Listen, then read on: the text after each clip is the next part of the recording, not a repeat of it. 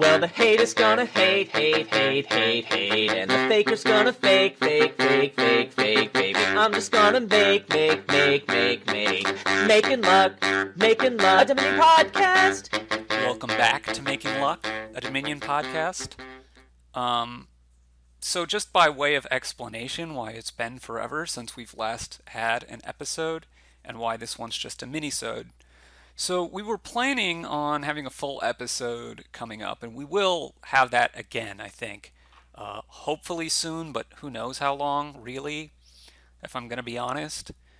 Adam's gotten sick, which is obviously pretty scary given what's going on with the world right now. And well, we think he's going to be okay in the long run, and he's well enough to edit and post this mini-sode, so it's not too terribly bad. But he's in our thoughts and our prayers, and we hope that he continues to get better. And thank you for all of your kind words and support. I, on the meantime, have just been doing other things. I don't really have a good excuse, but doing this mini-sode now, so hopefully you guys will enjoy it. So what I want to talk about in this episode is, well, control in a way. And we've talked about deck control before. Deck control is, it's the most important kind of control, I would say, in Dominion. The main things for deck control are drawing cards, getting plus action, villages, thinning. There's other things, sifting and various things, moving cards from one zone to another. Those are all part of deck control, right? But deck control helps determine how many cards you can play in a turn, and that helps to govern, how good of a turn you can have and a lot of other stuff, right? And that's, very important and one of the most important things in Dominion, and I think it's got to be the most important kind of control in general. And then the flip side of that we usually talk about is payload, which is, kind of everything else. But when we say everything else, it's like the attacks that you can attack your opponent with, the money that you can generate, the gains you can generate, the buys, stuff like that, right? So that's, deck control, and then its flip side, its companion piece is payload, and we've talked about that before. That's not what I want to talk about today. Another kind of control, which we haven't really talked about in depth, although we've touched on it, I think, a bit, is pile control. Pile control is about, it's mostly about how many gains you have. It's a part of payload, but it's mostly about how many gains you have and what you can gain in a given turn. And it has to do with end game positioning and threatening pile outs and things like that. That can be important in a lot of cases. I could open a whole can of worms about that, but that's another episode. I think we probably will have an episode on it at some point. I don't want to go into too much depth on it now, but anyway. Yeah. But what I want to talk today is not that either. It's a third kind of control, and it's a third aspect of things besides deck control and payload. That's a third thing on both these axes, I guess you could say. And that's what I want to call point control. You might also call this like leveraging a point lead. So points are important, which people often would not tell you. But obviously, like, to win a game of Dominion, at some point, well, either your opponent's going to resign, or at some point you're going to have more points than your opponent. It's got to happen. So points are, always, eventually, at least, going to end up coming to be important. But you might think, well, gee, Wandering Winder. Wandering Winder? Wow, I mispronounced my own screen name. Gee, Wandering Winder, how is this control at all? You're scoring points, but how is that control? And I'm glad you asked, Wandering Winder. You're so smart and clever and handsome and, of course, humble. It's not about controlling your deck. It's not about controlling piles. It's about controlling the game. And controlling piles is also a different kind of controlling the game. But the easiest way to think about point control, I think, is if we start from the end, right? If I have a points lead, you can't gain the last province because you'll just lose, right? I have a big enough points lead, I guess is important to say. So you have to do something else, right? I've controlled what you can do. I've limited your options because you can't do this thing. You can't get province, or I just win the game, right?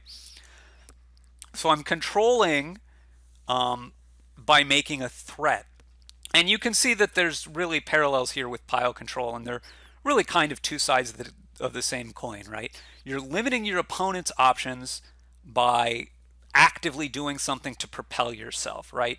And in the case of point control, the thing you're actively doing to propel yourself is scoring points. Something that's important to know in all kinds of point control situations, and something which actually in a lot of cases I think it's worth noting even at the beginning of the game, even if it's not necessarily going to make a big impact early on in the game, which it often won't, but something which is worth noting is figuring out what are all the different ways to score points on this board, right? Is it just province, duchy, and estate? No, it's never just province, duchy, and estate. Curses are always available.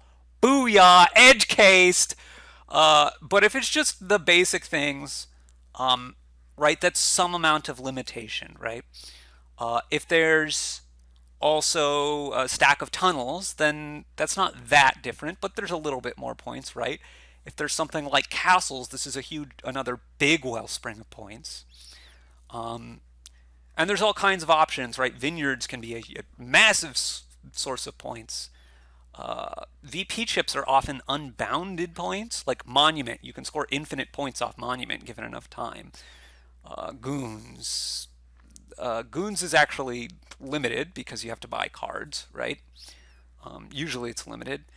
Bishop unlimited, right? Lots of the VP chip generation stuff is unlimited, right? You can score unlimited number of points given enough time, and a lot of the stuff that is limited, like with goons, it's limited, but it's a ton of points, right? So it's more or less effectively unlimited. It's gonna, given enough time, you're definitely gonna outscore whatever finite other point sources are available, right?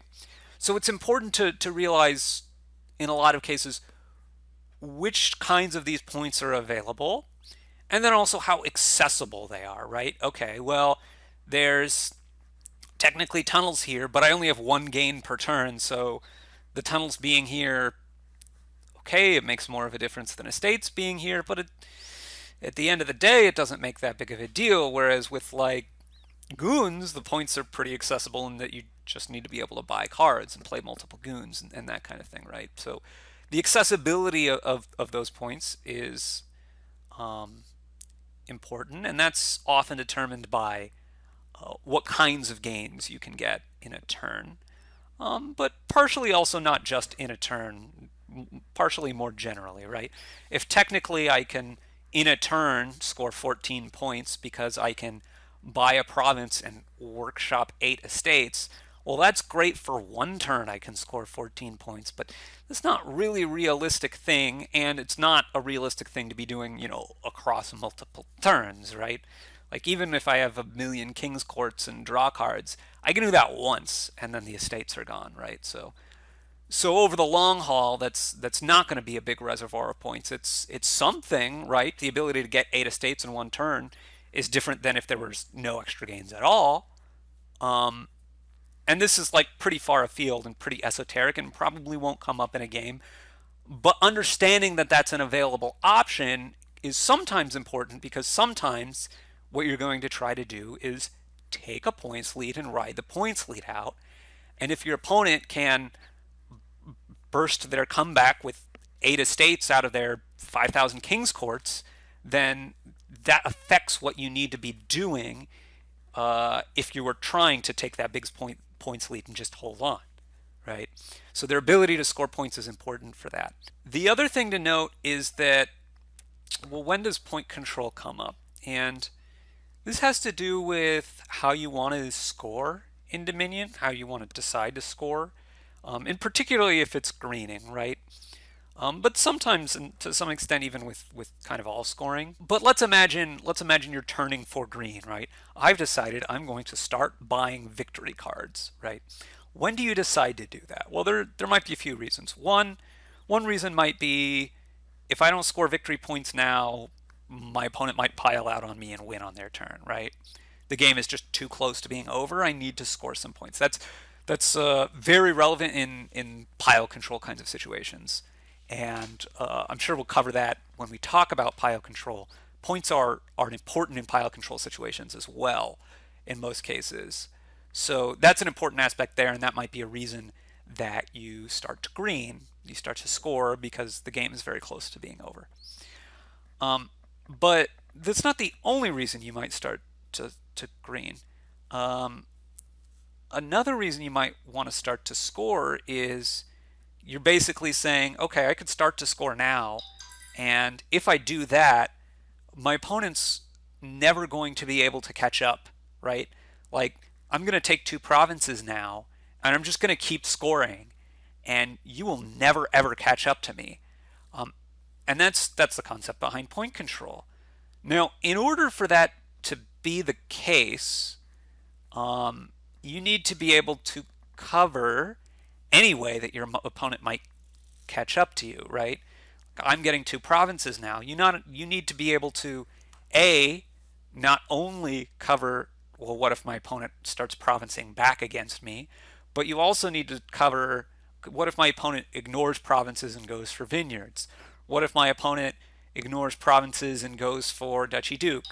Goes for gardens, goes for whatever it might be, right? And this is why it's important to have a sense of what are all the different ways that you can score points. Because usually there does come a point in a game where you can actually go ahead and say, okay, I'm just going to start scoring now, and if you don't score back, I'm just going to be able to keep scoring and you're never going to catch up to me.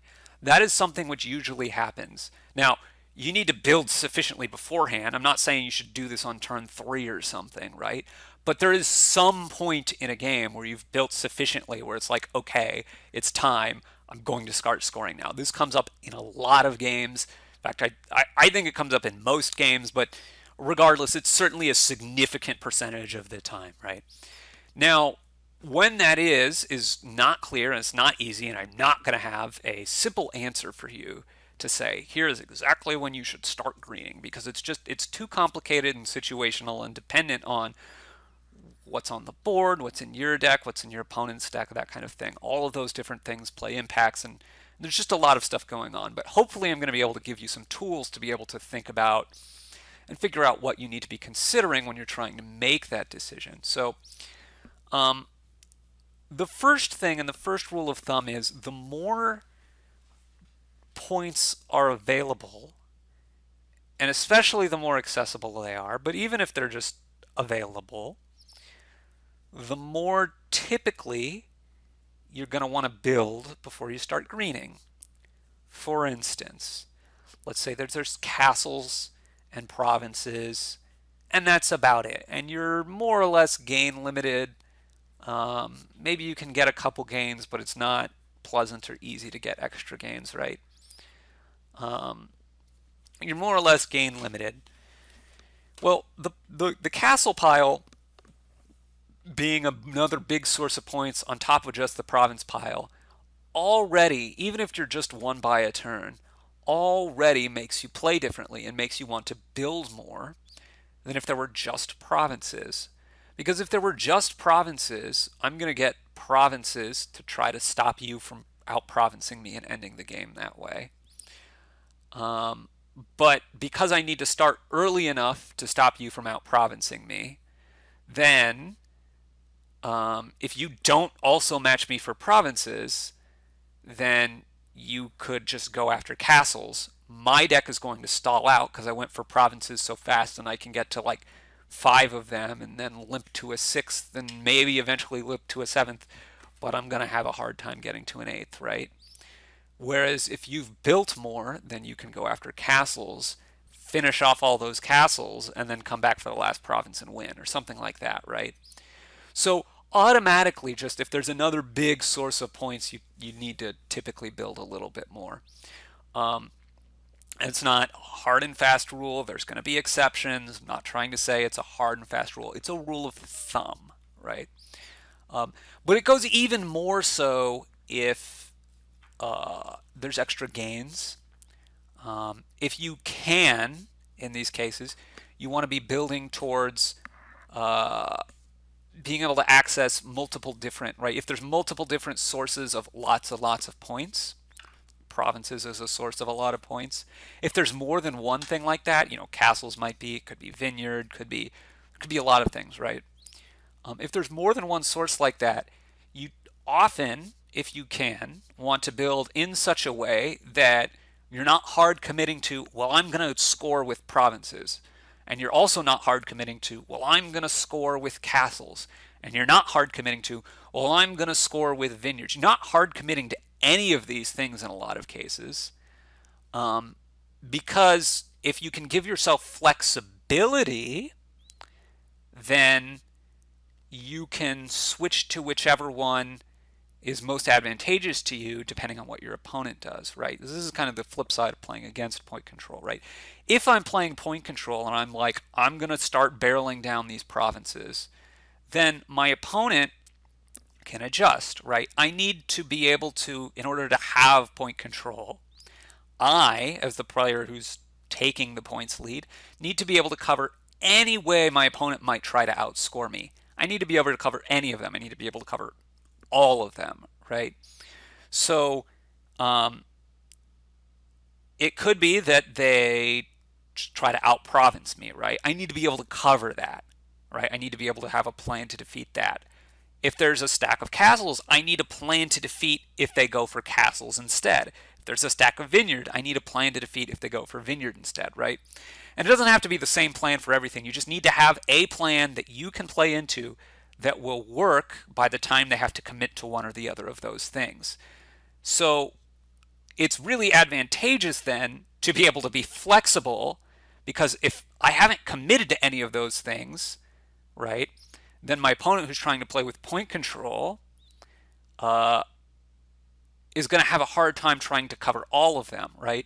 If I go for, if they go too hard on provinces, they're going to flounder in being able to end the game, and my alternate source of points is going to come out. If they don't go hard enough on provinces, then I can just out-province them, right?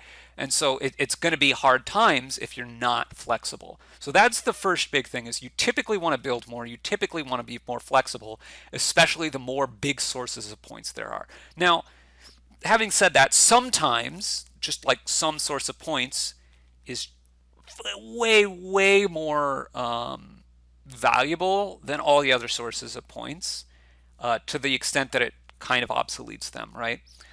To some extent, on the board where it's just province, duchy, estate, curse, province is way more excuse me, way more efficient than duchies. It's not quite prohibitive in all the cases, but it's like quite a bit more efficient. When you add colonies in, colonies tend to be more point efficient still, right? So it's hard to fight off colonies by going for like Silk Roads. It's just not as big of a stack of points. So bear that in mind, right, as well. Or, Baths. Okay, Baths is more points, but it's not going to stand up against provinces, right? Even though it is technically more points on the board. So be aware of that. Now there's a few different ways that point control might set itself up. One is you take a big lead and you're just going to ride that lead and hold that lead, right? So the most classical way of this is, I'm just going to get more provinces than you. I'm going to keep getting provinces. You're not going to be able to outscore me. Well, this can work sometimes. If you can get enough provinces, and if the other options for scoring points aren't good enough, then the province plan of just taking the big lead, maybe a very big lead, and holding on to it can work. You need to be cognizant of all the ways that your opponents might be able to score points. So in some cases, if there really aren't other ways to score points, then taking the big lead is going to be, I'm going to get 4 provinces, maybe 5 provinces, and start duchying fairly aggressively. Because in order to come back, if all that's there is province, duchy, estate, curse, in order to come back, you're going to have to, if I've already got more provinces than you, you're going to have to out-duchy me significantly. So getting duchies is advantageous to me. It scores points and it scores chip points, and those chip points are going to matter, and it's going to make it harder for you to get enough duchies to outscore me. But in other cases, that might not be true, right? In other cases, okay, maybe province is the most efficient source of points, but there's also, I don't know, silk roads here. There's also gardens here, something like that, right? Not as efficient as province generally, but given enough time, and if you get enough of those silk roads, or if you get enough of those gardens and enough of those smaller things, you are going to outscore the player who's gotten provinces, right? If you can get enough of the littler thing, you will outscore. In that case, right, if your plan is to get a lot of gardens and just get a ton of cards, right, I might need to empty the provinces. Or if your plan is to play, say, 4 or 5 monuments a turn every turn, and you're just not going to touch provinces because you're too far behind, I need to probably empty the provinces rather than get a duchy, right? If I get a duchy, that lengthens the game. That gives you more time to score your 4 or 5 points a turn from monuments. And yeah, it doesn't help me with my way to cover your plan of I'm going to score 4 or 5 points eventually per turn with monuments, right? That plan will win in the long, long, long game. So in order to cover that, if I'm trying to play with point control and when going for provinces, in order to cover that in that situation, I need to be able to empty the provinces, right? And there's all kinds of different plans that can come into play here, but the big thing to note is you need to have a plan. You need to have identified, here's all the ways they can try to outscore me, and I have a plan for all of these ways, right? So this leads to another question sometimes, which comes up, which is, do you contest what they're doing, right? And so, okay, and it depends a lot, and this is something I see people mess up a lot too, right? Especially with these big alternate VP strategies, whether or not you try to contest them on that versus just play your own game plan is a tricky question. It's an important question. And I think typically, well, the rule of thumb is the more you've built, the longer you want the game to go. The longer we want the game to go typically means you don't contest your opponent. Typically, right? But it does depend on the situation, right? How can your opponent score points? How accessible is it to them to be able to do something else? And how much does it slow you down to contest them versus your own game plan? So let's take some examples here. Gardens. Typically, if your opponent is trying to get gardens, it could be a lot of different ways that they're trying to do it, right? One way might be they're trying to get all the gardens really fast and engineer a 3-pile ending really fast, and you haven't scored enough to catch up, so the game is over and their gardens are enough points to win, right? You see this with an Ironworks rush, or especially now with Groom rushes, right? They're going to score all these points off this garden, so they're going to get their 3 piles empty really fast, and boom, the game's going to be over. In this case, you typically don't want to, if you're not mirroring them, you typically don't want to contest. Why? Well, their game plan is about ending the game quickly and having a lead. If you contest, you're helping them end the game quickly because you're lowering those piles. That's going to make the game end faster. Typically, it's not something you want to do in that case, right? Now, on the flip side, it could be that they're trying to have gardens that are just going to be worth a lot of points by the end of the game because they're going to just be adding a ton of cards to their deck. Well, in this case, do you want to contest them? Here I still don't know. You still need to know more, right? And the question you need to answer in this case is, right, can they score in other ways, right? If they're just getting a bunch of talismans, like their deck is all talismans and then stuff they're getting extra copies of off the talismans, and they're going to buy gardens, then can they score other ways? Probably not, right? They might be able to take some estates or whatever. They might be able to score duchy here and there, but they're not going to be able to score a significant number of points other than with gardens. In this case, if you can take the gardens, that denies them a huge amount of their points, And it makes it very awkward for them because they need to get a lot of talismans. The talismans don't work on gardens, so they need to be getting their other stuff. And when do they get the gardens? If they go to the garden too fast, they can't end the game. If they go to gardens too slow, you've contested them. You've gotten a couple of provinces and a few gardens, and well, they haven't ever scored enough because they don't have any other way to score.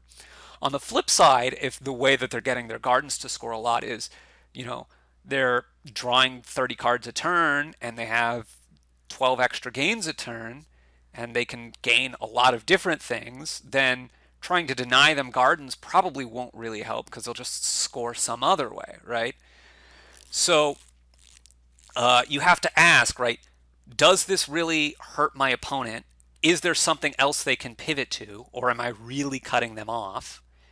And how much does it slow me down, right? So like if I get a gardens but it costs me a province, is that good for me? I don't know. Is the gardens really going to stop them that much?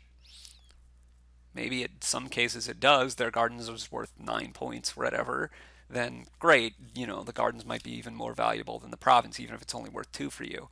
But in most cases, like, if you green too early, that's going to slow you down. So whether you contest or not is a complicated question. But it's an important part of playing with this points lead, leveraging the points lead, and having point control. So another way that this can come up is you have a big lead. Okay, so I've achieved a big lead, and now I need to be able to close the game out. My opponent hasn't started scoring yet, so I have a very large lead, right? I'm up 4 provinces or 5 provinces or something. They haven't started scoring. And if you've done your checks, you know that they aren't probably planning on scoring most of their points via provinces. There's something else that they're going for, right? Is there a way you can cut them off then? Well, that might be worth going for. So some examples of this, right? Wild Hunt.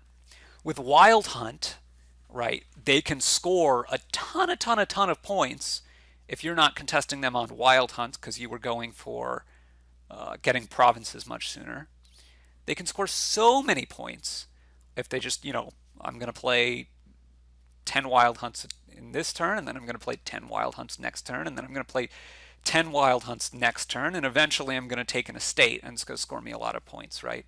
Or maybe you didn't let them get 10 because you realized that would be a disaster. So you got 1 or 2 Wild Hunts, and they have most of them. But they can score like 8 points a turn just off their Wild Hunts or something, right? They play all of them for draw, and then the last one they take the estate. Okay, well, if that's how they're coming back, I have 6 provinces, you have 8 Wild Hunts. First of all, I'm going to take estate off my Wild Hunts. I'm going to be able to at least threaten it to try to keep them honest to make sure that they have to take the estate as much as they can. But also, I might start buying estate over duchy, possibly even over province if I have enough provinces already, although that's a little bit sketchy maybe. But I would buy estate over province because in this case, how am I losing, right? How is my lead crumbling? It's because they're scoring Wild Hunt points. If I can cut them off from that, that might be a plan to make my lead insurmountable, right? I'm getting rid of your ability to outscore me. So that's something to keep in mind, right? Wild Hunt is a way that this can be relevant. Similarly, Triumph, right? I might triumph over getting a duchy, even though it's 1 fewer point, if my opponent's way to come back is by getting huge Triumph turns, right? I need to be able to limit the amount of that they can score off Triumph. Conquest is a hard one, but it can sometimes fall into this case. Pretty rare because like the reservoir of silvers is so large that in order to burn it down, it's like you have to take a lot of silvers. But sometimes it can come up like if you have Treasure Hunter or something, or if they're counting on Treasure Hunter to fuel their conquests. Maybe you make sure you don't buy too much in a turn so that you're not powering up their treasure hunters too much. So that's something, right? Sometimes you can, get the silvers low enough that they can't conquest for enough points. It doesn't happen very much. I think I've had it come up once or twice, but that's something to be aware of, right? So there's some of these where you can without hurting yourself too much, you can limit their potential, curtail their potential. You already have your big lead, and so then you need to be able to cover your bases on what are the ways that they can overtake me. So that's something to keep in mind if you're trying to play with a lead like this. Contesting is also more complicated so we've talked about gardens. I want to talk about Duchy Duke. I love Duchy Duke. Do you want to contest duchies if you're not playing for Duchy Duke? Well, one, you might want to mirror. If you want to mirror, you definitely want to contest duchies. If you aren't mirroring, then okay, well, what's your plan? How are you scoring points, right? Their plan for point control, if they're playing Duchy Duke, is probably I'm going to get all the duchies and then I'm going to get dukes. And just like at no point are you going to outscore me. So one plan in order to beat that might be to drain the provinces.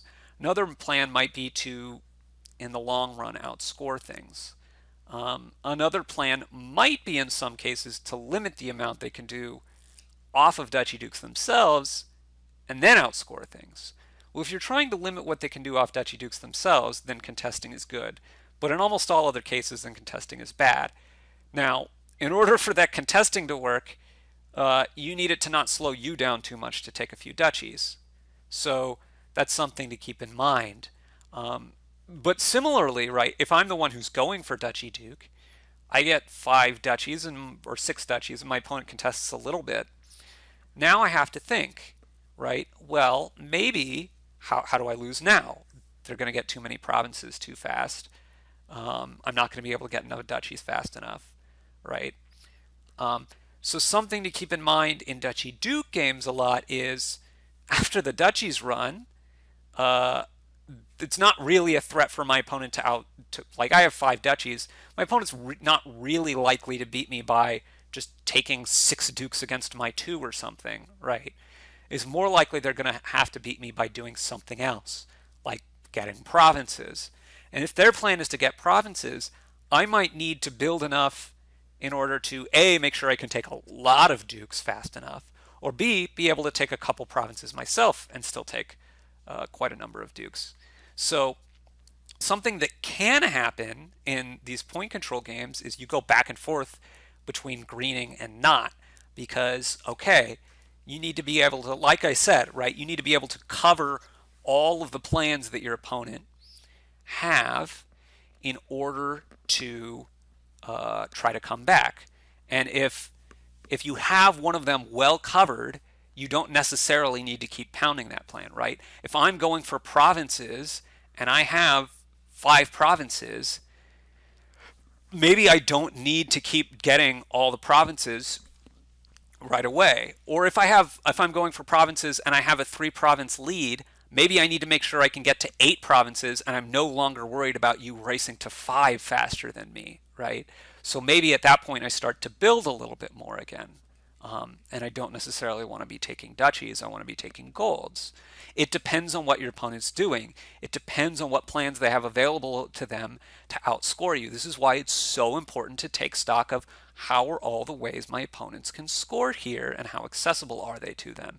It helps me determine, do I need to be worried, right, with my 3 provinces? Do I need to be more worried about you getting 3 provinces, 4 duchies in an estate more than me before I can get, a couple more provinces or something? Or do I need to be worried about you're going to go for a big stack of bishop points and I need to be able to close out the game by ending provinces before you can do that? Or I need to be able to go into bishop points myself and cover you and still have this province lead while you're doing that, right? So it depends on what options are available to your opponent, and you need to be able to cover them all. And maybe it was good for you to go for provinces early, because otherwise your opponent is going to just be able to out-province you and outflank you that way. But that doesn't necessarily mean you need to keep greening, greening, greening, greening. It could be that, okay, they haven't really committed to their plan, to a similar plan of, I'm going to get so many provinces so fast. So now I need to adjust my plan. I'm not so worried about losing to that plan of scoring from you. Now I need to adjust to cover the plan of scoring that you are now adapted to with the way you've now built your deck in the meantime. So you need to watch what your opponent's doing, and you need to adapt your game plan to that. The other way, the last thing I want to talk about here, the other way that point control can come up is with not a big lead, with a very small lead sometimes. Now this comes up most often when gains are very, very limited. If gains are very, very limited, then if you have a very small lead, you can just try to just nurse that lead sometimes, right? I have a 2 point lead. I have 2 estates in exile. My opponent trashed them instead of exiling them. Whatever it is, right? I have a 2 point lead. As long as I can match your point output all the time, I'm going to win. I'm always going to have the 2 point lead. So if, the only points available are a normal stack that's the same for both players in terms of how many points there are, right? Province is a stack like this. Duchy is a stack like this. Um, Tunnel is a stack like this, right? It's always worth 2, it's always worth 3, it's always worth 6, whatever, right? Um, and it's just about if they go province, I need to be able to go province. If they go duchy, I need to be able to go duchy, etc., etc. If they keep building, you can keep building so that if they go province, you're able to go province, right? If you can build in such a way that you're just always matching them, then you're kind of golden, right? If they turn for green, you turn for green to match them, and you're ahead. If they keep building, you keep building so that when they turn to green, you can match them and you won't sputter out. Now, there usually comes a point where, right, if they keep building forever and they've gained 12 golds and you gain 12 golds and they gain a 13th gold, you could probably switch for provinces and like you're going to be fine, right? You're just like, well, I still have my 2 point lead, but I can get 4 provinces and there ain't no way that you're going to um, out province me if we're capped at 1 gain a turn, right? Um, so that's one way it can come up. Typically, that's going to come up more often, not in the we're getting 12 golds case because draws play a factor there. But your deck is under a huge amount of control, and you could just draw your deck every turn very easily, and that kind of thing, right? This might come up with, say, you're both going for a bishop golden deck, right, where your whole deck is 5 cards or less. You're playing a bishop every turn. You're trashing some number of points every, something every turn. You're rebuying it, rinse and repeat, right? If I have 2 points ahead on you, and we each have this same bishop golden deck set up, if you start buying golds to be able to trash golds, I'm going to follow you and I'm going to buy golds to trash golds. We're going to drain all the golds. I'm always going to be 2 points ahead of you. I'm fine. I don't want to necessarily switch to start getting provinces because, well, okay, if I can get a province and trash a province every turn, then that's just more points and I'm going to win anyway. But let's say for whatever reason I can't. Well, we'll put it this way. What I don't want to do is start buying provinces and let go of the golden deck, because if we just each stay golden, I'm always the 2 points ahead of you. I'm always going to win, right? Another way that this has come up for me is with plunder. We've each gotten a bunch of encampments and plunders. We each have pretty good deck control. I have 3 plunders, you have 2 plunders. Every turn I'm going to score 1 more point than you just by playing my plunders. If you keep building to get more reliability in doing your stuff, I'm happy to keep building to get more reliability in doing my stuff. I'm gaining a point on you every turn, and if we keep doing this forever, I'm just getting further and further ahead and I'm going to win. In that case, you shouldn't keep building. You need to try to disrupt and you need to score with like provinces or something, right? And then I'm going to follow you to do that, right? Because I don't want you to be getting 6 provinces and then I only get 2 and then I'm going to lose. So I'm more likely to follow you on provinces, because your way to win the game is to outprovince me and end the game fast enough before the game is over. I'm probably going to follow you if my deck is good enough, and we're going to match each other. And I have point control because as well as you can province, I can province just that well, and I'm getting ahead. If you don't province, I'm not going to province, and I'm still getting ahead, right? So that's point control that way. Another way I've had this come up, again, it's almost always going to come up if there's limited gains. But another way I've had it come up is Palace is the other alt VP on the board, right? You've got Duchy, Province, Estate, Curse, and you have Palace. My opponent, I get a couple of provinces lead, a province or 2 lead, something like that. Probably 2, because 1 is not large enough. But I get a 2 province lead. I could keep provincing, but my deck might fall apart. My opponent's only way to come back is to out-province me, or to outscore me off of Palace and Duchy. In this case, if they keep building, I'm behooved, once I have my 2-province lead, probably to keep building, right? Continuing to build, maybe I already have 5 silvers, continuing to add gold instead of province, scores me points as fast as you're scoring if you're not also provincing. And if you are also provincing, then I turn back to also provincing myself. But it scores points as fast as you are. It makes my deck better. And I'm just in control. If you go for province, I'm provinces ahead of you, and I can keep provincing. I'm good. If you don't province, I can score 3 points and make my deck better. I'm still good. There's no way for you to get ahead. And I just want to make sure that I keep a firm grasp on what I'm doing here so that I don't, say, overextend myself and I get, okay, now I have 4 provinces, but I can no longer buy gold very reliably. You've gotten several golds, so now you can get 3 provinces and you have 4 extra sets of palace points and your deck is better, and now we're equal on points and your deck is better and I'm behind. That's what I want to not allow to happen. So only if you start to threaten to come back at me on provinces do I want to then meet that threat by going for provinces. But if I can maintain control by having a response to play against the length of game that you're trying to play, no matter which direction that is, then I'm good and I have point control. And let's just circle back to the beginning as the last point here. Why does that work, and why is it important that it's limited gains?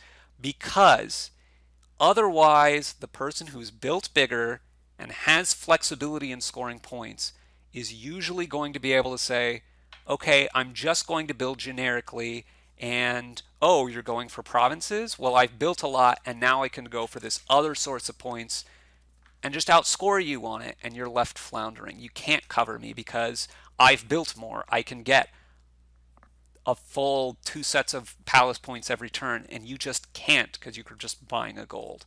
So I've built more. It lets me have access to this other source of points you just don't have access to.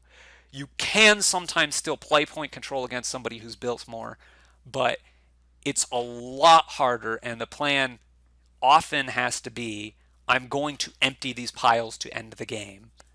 And these piles, most often in those cases, is the province pile.